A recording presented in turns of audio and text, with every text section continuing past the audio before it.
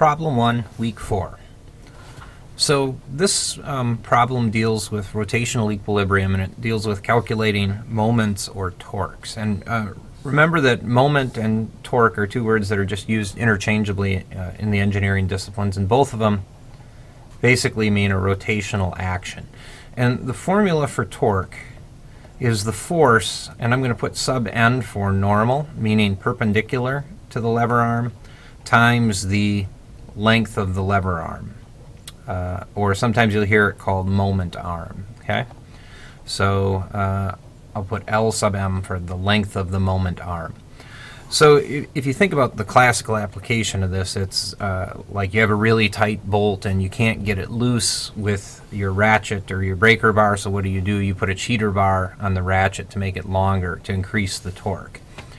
So, if you think about that problem, let's say that you are trying to turn this nut and you have this lever and its length is 1 foot, and you're able to apply a force normal to it, which again just means perpendicular to the lever, of 50 pounds.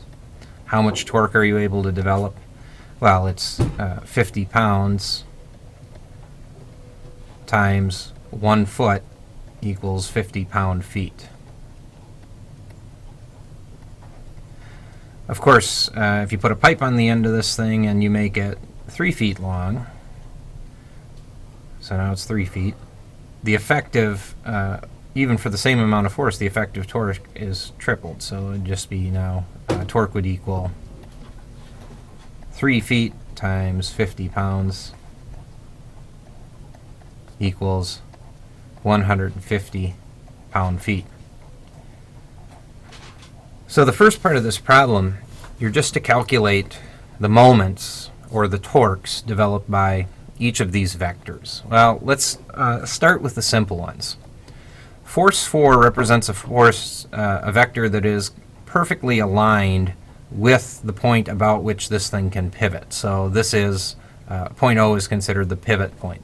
This would be like pushing in on the end of the ratchet. It doesn't do anything to turn the bolt. So force 4, the moment, let's make a list here. The moment of force 4 is 0. So let's just forget about it. It doesn't matter. It's not relevant to the problem.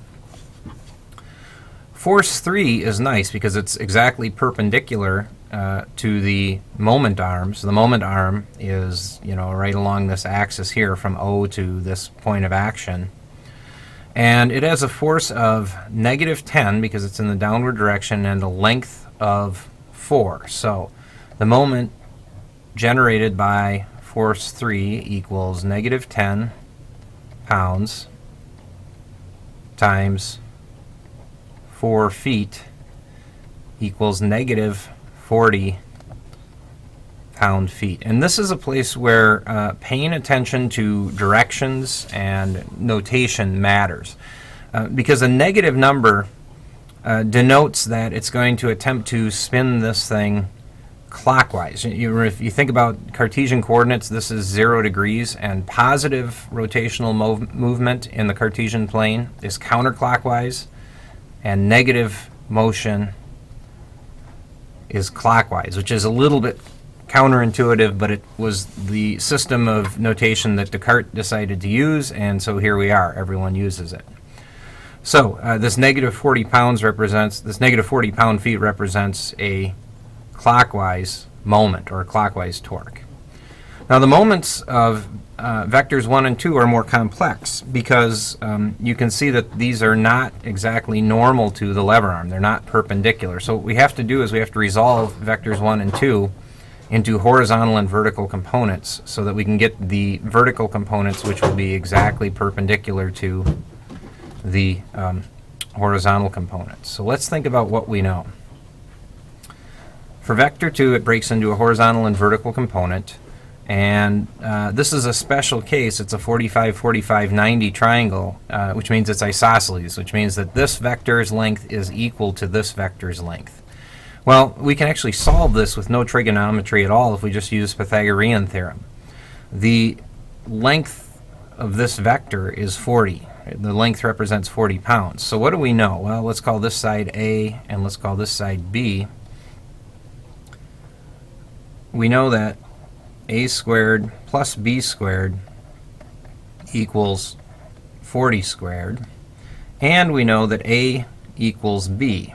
And we know that because this is a 45, 45, 90 triangle. It's a special case of right triangles. So this one I can escape using no trig at all if I just do a squared plus a squared. So I've called b squared a squared, and I'm able to do that because a is equal to b equals 40 squared. Let's turn the crank on this some more. 2a squared equals 1600. A squared equals, divide 1600 by 2, 800. A equals the square root of 800, which I don't know off the top of my head, so we will punch up on the calculator. So 800 raised to the 1/2 power is about 28.3. Now let's think about if that's reasonable. And the unit is pounds.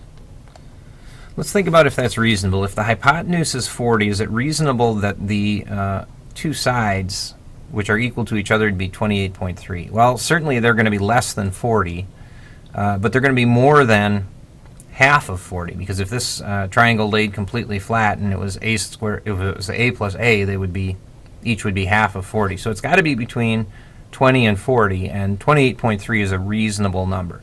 We could further verify it through more trig, but I'm satisfied that we've got the right number here.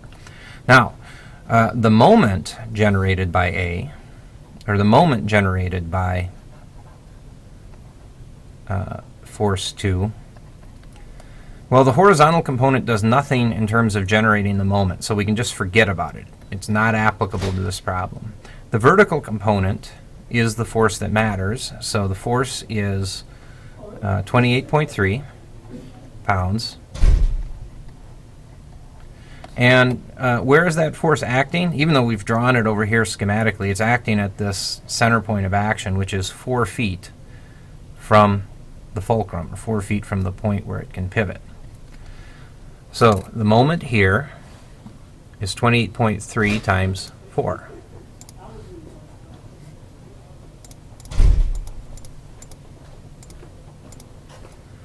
Which equals 113.2. Now, the question becomes, is it positive or negative?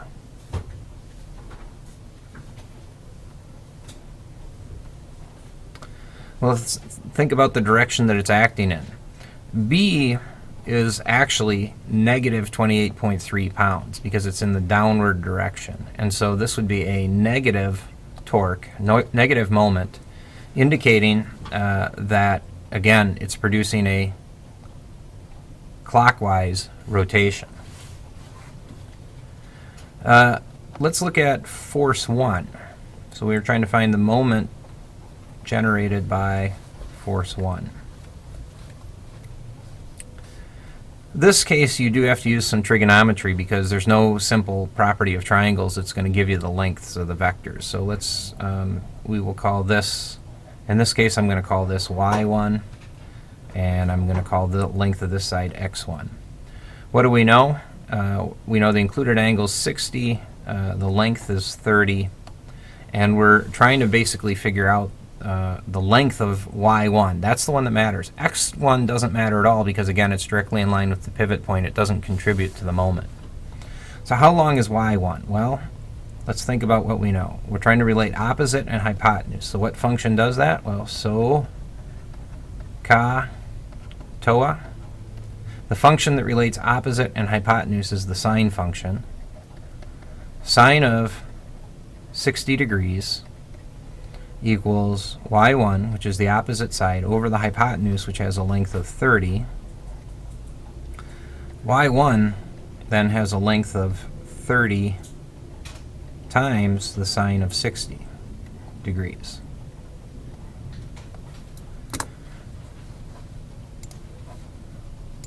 So 60, we make sure we're in degree mode, take the sine, multiply by 30, and we get about really close to 26 pounds. So So we'll say it's approximately equal to 26 pounds.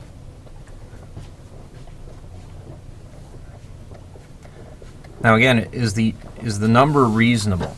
Well, it certainly has to be less than 30 because 30 is the hypotenuse, and it's got to be more than 15. And just looking at the relative lengths of the sides of the triangle, this appears pretty reasonable, so we will stick with it. So the moment generated by force 1 is 26 pounds, and it's in the upward direction, so it's a positive number.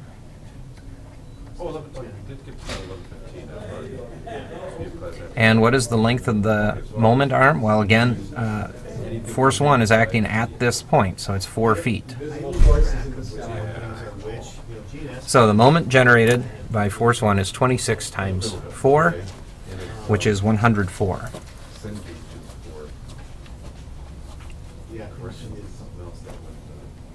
Yeah, I lose track, each rep has certain company that they go off of, so. 104 pound-feet. So we've solved the first part of the problem. Now, the second part is the summation of the 4 moments. So the story is, if this thing is not in rotational equilibrium, it's going to rotate. And the question is, in which direction will it rotate? Well, we have 104 pound-feet in the positive direction. That is a counterclockwise rotation, plus negative 113.2 in the negative direction, and actually we'll just drop the 0.2, it's not relevant to this part of the problem, plus negative 40, which again is in the negative direction. So 104 minus 113 minus 40 will tell us the net torque. The book that we used last year, there's a lot of juvenile case law and stuff, which case law is good, you gotta get that stuff, but the whole. So negative 49 pound-feet. Yeah, I can't review this one. Like I said, a couple textbooks I've used in the past, they're all online. So what does that tell us? That tells us that overall, this lever arm here would like to rotate Yeah, exactly. downward with a torque or a moment of 49 pound-feet. Now, just for kicks, you could draw this as kind of an equivalent lever, Equivalents, okay. 4 feet long, and the question would be what force is needed to generate that moment. Well, it'd be 49 divided by 4, so it would be 12.25 pounds, 12.25 pounds. This would be equivalent. This system here would be equivalent to this very complex system here.